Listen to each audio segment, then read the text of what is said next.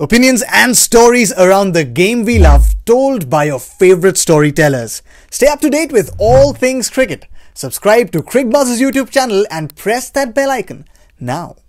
I think, Joy, your closing thoughts on Pakistan in this group stage, they've just completely been all over it. They've been all over the other teams like a rash. Look, I loved the way they played, and I think they played brilliant cricket throughout. I still worry because I feel that middle order is not being tested against real good quality fast bowling, okay, which they is going to face against Australia.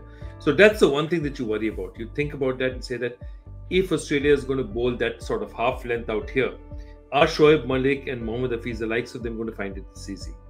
And that's something that you can't do anything about, because if the bowlers who are going to bowl at you right now are bowling at 120, you are going to whack it.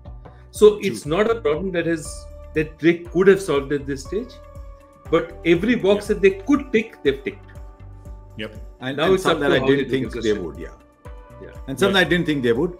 There was a reason I had them in my top three at the start. I got 2 right, 1 wrong. I had India, England and Pakistan as my top 3 teams at this tournament. Simply because when you're playing Sharjah, especially Sharjah, when you're playing Dubai, Abu Dhabi, you're playing 150, 160 kind of games, it suits their batting perfectly. And because they have 5 bowlers, 2 all-rounders, the 2 spinners come into play, these tracks are almost made for them.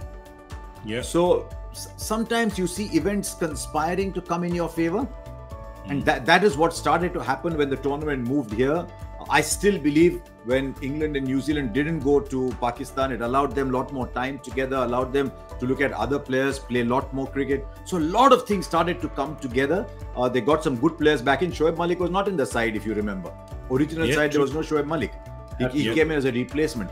So they got the experience back in. They got Fakhar Zaman in. He had a quiet tournament, but he's a good player.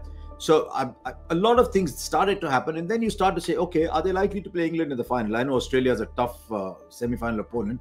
There's no Jason Roy there. Is it just starting to happen? Everything's starting to fall together for them. But from this game's point of view, they really just ticked all the boxes. They would have liked Fakhar Zaman to get a 30-35 today, but yeah.